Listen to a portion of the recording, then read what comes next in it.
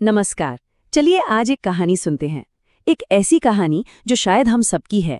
ये कहानी है वक्त की, रिश्तों की और उस प्यार की जिसे हम अक्सर तब तक के लिए मान कर चलते हैं जब तक कि वो हमेशा के लिए चला नहीं जाता। ये लाइन, ये इस कहानी का अंत भी है और सच कहूं तो इसकी सबसे बड़ी हकीकत भी।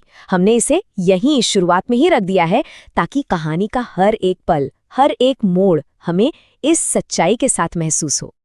तो कहानी की शुरुआत होती है बचपन से, वो दौर जब दुनिया बहुत छोटी और बहुत प्यारी हुआ करती थी और उस छोटी सी दुनिया के केंद्र में बस एक ही इंसान होता था, माँ।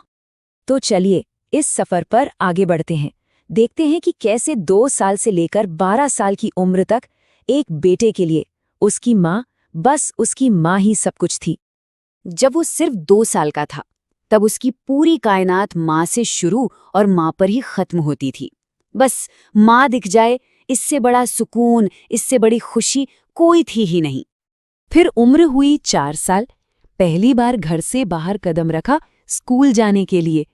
पर उस वक्त भी सबसे बड़ा डर, सबसे बड़ी चिंता एक ही थी, माँ से दूर जाने की।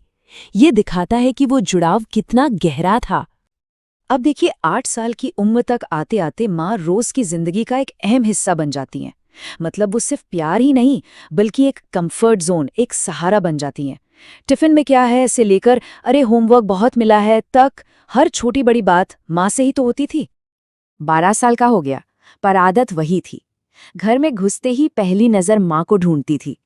अगर माँ घर पर ना हो तो जैसे घर ही खाली खाली लगता था। सच कहें तो वो घर की रौनक ही नहीं, घर की नींव थी। लेकिन वक्त कहाँ एक जैसा रहता है ना। दुनिया बड़ी होने लगती है और रिश्ते रिश्ते बदलने लगते हैं। अब कहानी में वो मोड़ आता है जहां माँ और बेटे के बीच फासले बढ़ने लगते हैं। उम्र 14 साल, ये शायद वो आखिरी पल था, उस मासूम बचपन का आखिरी मोड़, जब बेटे ने चाहा कि माँ बस पास बैठ जाए और वो दिल खोलकर सब कुछ बता दे, क्योंकि इसके बाद बातें कम होनी थी और दूरियां ज्यादा। ये देखिए, ये बदलाव कितना साफ है। एक तरफ 14 साल की उम्र में वो कह रहा है मम्मी पास बैठो ना, और दूसरी तरफ 22 की उम्र में क्या माँ आपको कुछ समझ ही नहीं आता।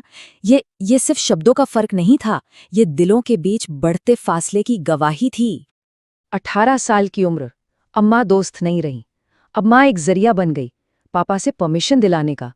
अब दिल की बातें नहीं होती थीं, अब सिर्फ अपनी जिद मनवाई जाती थी। और 25 की उम्र आते आते माँ की फिक्र, उनकी सलाह, सब नसीहत लगने लगती है, रोक टोक लगने लगती है। वो बार बार जताना चाहता था मैं बच्चा नहीं हूं, और माँ का वही प्यार अब उसे बंधन लगने लगा था। 30 की उम्र, अब बेटे का अपना परिवार था और अब वो अपनी माँ को अपने ही परिवार से दूर रहने को कह रहा था।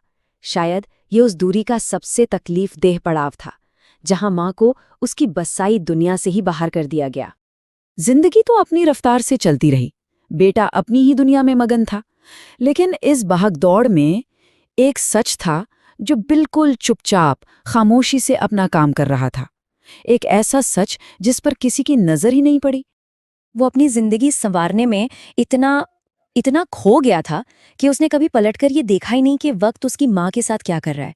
कब उनके बाल सफेद हो गए, कब चेहरे पर झुर्रियों ने घर बना लिया, उसने कभी देखा ही नहीं। और फिर वक्त गुजरता गया। बेटे की उम्र हो गई 50 साल और एक दिन अचानक सब कुछ थम सा गया। उसने माँ को आवाज दी पर जवाब नहीं आया। ये वो वाली खामोशी नहीं थी जो अक्सर होती थी, ये कुछ और थी। वो आवाज जो हमेशा हर सवाल का जवाब देती थी, आज चुप थी।